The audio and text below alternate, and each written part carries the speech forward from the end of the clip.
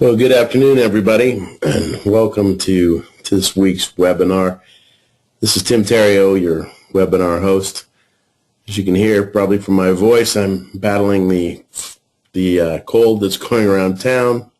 So we're going to try to continue on anyhow. So I will try to keep my coughing down to a minimum. Also, happy St. Patrick's Day to everybody. Being married to an Irish Catholic gal means it's a big day in our house, so hopefully everybody's wearing their green and has a good time today. Anyhow, we're entering into the last 2 weeks of the challenge, so that's going to be awesome. Make sure you get your testing done, and then we got some exciting news coming up on the Active Summer Challenge with a partnership with Club Med and with Uniglobe Travel, so it's going to be a great deal, huge prize package there with those guys.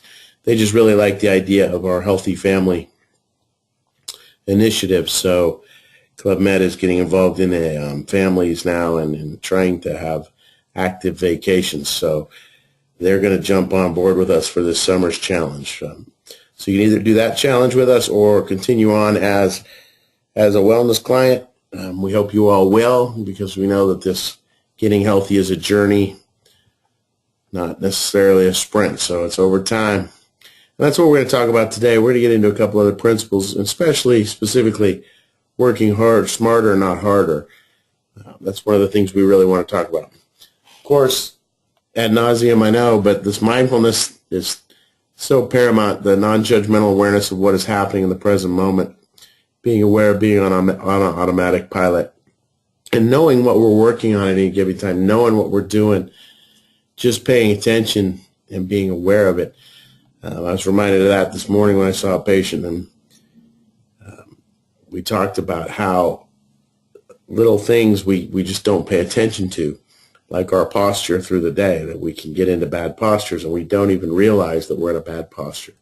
So, but it's also important with our nutrition and eating, and not just mindlessly grabbing food and eating it, but being aware when we're eating and what it tastes like. And then when we're exercising and getting activity, being aware of what we're trying to accomplish, which is going to be important in what we talk about today. And of course, we've talked about the elephant in the room a lot, our analytical rider trying to control that big emotional beast of the elephant and trying to get them to work together. And it only works when the elephant knows where we're going by telling it the dreams, the rider knows where we're going because it analytically and logically knows where we're going, and we have a nice clear path. So hopefully by now your rider and elephant are working together a little more often. We also talked about the last couple of weeks this idea of getting rid of this notion of no pain, no gain, because that's completely wrong when you look at it from the premise of the rider and the elephant, that when we cause that elephant pain, its natural response is to stampede away from it. So you guys have made it this long going through your workouts, and hopefully you've seen that gradual increase. It doesn't mean that the exercise can't be hard enough to get results.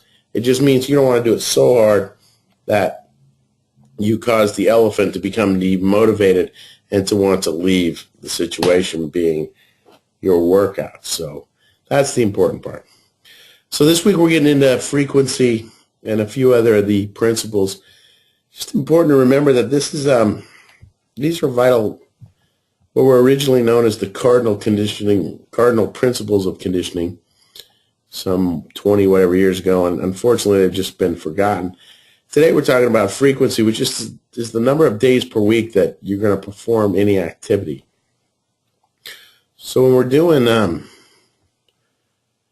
it's really dictated by the type of activity that you're doing. If we're doing cardiovascular type work at the right level, eventually you can get that up to being 5 or 6 times a day. But when you're doing strength training, you need that day of rest in between because your muscles have to accommodate to it. You'll notice when you first start doing aerobic exercise that, when you go out for a walk, if you haven't been walking for a while, you might get a little sore. Or if you go out jogging and you haven't been jogging, you'll definitely get sore. So that's where we want to start out, at least being active 3 days a week. But the ultimate goal is to get active 5 or 6 days a week. And we're not talking about just exercise. We're talking about, the type of activity that you do. And what is it weightlifting? If it's weightlifting, then that's one thing. And we got to always remember to set the weightlifting based on who's doing it. This is actually a photo shoot we did with my youngest son years ago. He's now actually lifting weights now that he's in high school, but we did this fun photo shoot with the trainer and the mock weights about how inappropriately we train people when they're just starting out in exercise. So we want to make sure that the activity, whether you're a kid or an adult, the activity should be fun for you. If it's not fun for you, then you're not going to continue doing it. So find something that's fun, whether it be dancing, if it's walking or walking with somebody, if it's jogging, riding a bike, lots of stuff we can do to get active, but you got to find the thing that you're going to want to continue doing. The other important thing is time, or what's the duration of each activity. This is actually physiologically based on the intensity. We have energy systems built into our bodies that dictate how long you can actually do an activity. There's the quick burst, fast, slow, and aerobic. And there's what's called the anaerobic threshold. Now, this is all dictated by time. So the first phase, whenever we start something, we go through the creatine kinase phase, which is just a quick burst of energy. That will last up to 10 seconds. We then go into the fast glycolysis phase, which just means burning sugar. And then the fast phase, this will last up to 30 seconds. So this is up to 10 seconds. Then you switch energy systems and it'll last to 30 seconds. And then you switch energy systems again up to 3 minutes. And then anything over 3 minutes is actually, oops, jumped ahead there. Anything over 3 minutes actually goes into the aerobic phase. But if you try to, you can only burst up to 10 seconds. It's like going on an all-out sprint. You just can't continue doing it because you'll run out of the energy system. You'll have to slow down a little bit to get in that fast glycolysis phase. But again, if you're sprinting, it's really only about 30 seconds that you can sprint.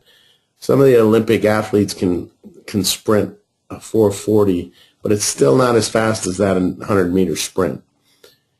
And then the slow is up to 3 minutes, and then you hit that aerobic. This is where you feel that threshold when you go out for a walk or a jog or bike ride, and the first 3 minutes feels kind of tiring. That means you're in that phase of this slow glycolysis. So when you hit that, this takes 2 to 3 minutes where you're burning sugars and your body's trying to get them burned, and then you hit that next level. At around 3 minutes, you cross over into aerobic. When you do that, you start using O2 or oxygen,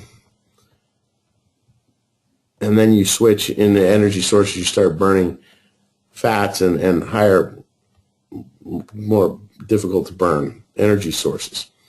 But again, there's another threshold. If you're doing an activity and you push too hard, you'll cross over into the anaerobic threshold and you'll stop burning O2 and you'll go back to burning carbohydrates or sugars.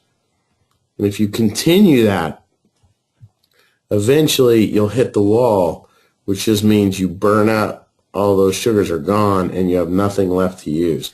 And that's when we hit that wall where we just can't continue. So it's important to understand the science, because we'll talk about it in a little bit, why we need to know what we're doing there and how to keep it in that zone. The other important thing to realize about time of exercise is to chunk it down, because our aerobic activity actually adds up. And a good way mentally to do it is do what's called the 5-minute room rescue. It's a psychological ploy. When we think about trying to clean our entire house, it becomes so overwhelming and daunting that we decide not to start it. When the real key is if you can just start it. So they have what they call a 5-minute room rescue, where you just say, okay, I'm going to take 5 minutes, and I'm just going to do a quick room rescue. I'm just going to pick this room up real quick, and I'll be done in 5 minutes. What happens to us psychologically is once we get started, we're more likely to continue because we realize it's not that big a deal. You do the same thing here with exercise. If you feel like I don't have 30 minutes to exercise, then just do a 5-minute health rescue. Go out for a 5-minute walk or a 5 to 10-minute walk or a quick jog, and then you're more likely to continue it. Or if nothing else, and you do that 3 times a day, you're getting 30 minutes of exercise, 15 to 30 minutes of exercise, because it builds up and our body needs to move and needs to move frequently. So it's a great way to get your body actually moving. Then there's the work to rest ratio. You remember our friends the torus and hair. So actually this dictates it's dictated by our energy systems too. And it's the ratio of work to rest. So if you want to increase strength, then you need a 1 to 3 work to rest ratio, meaning for every second that you do an activity, you need 3 seconds of rest. So if you're doing 10 repetitions and it takes 10 seconds, you need 30 seconds of rest for your body to build all the energy systems back up again to be ready to do it again. Then if you're going to do power or explosive exercises, that's a 1 to 6 to even up to a 1 to 10 work to rest ratio. So for every second of an explosive exercise, you need at least 10 seconds to rest and recover so your energy systems can replenish. So basically, if you're doing a 10-second sprint, you need at least 100 seconds of time to recover before you can sprint at that level again. The more explosive it is, the longer it is. So power lifters will do 1 repetition and then rest for several minutes, just letting their body recover. And then there's endurance. Endurance is a 1 to 1 work to rest ratio. So you can see how it changes.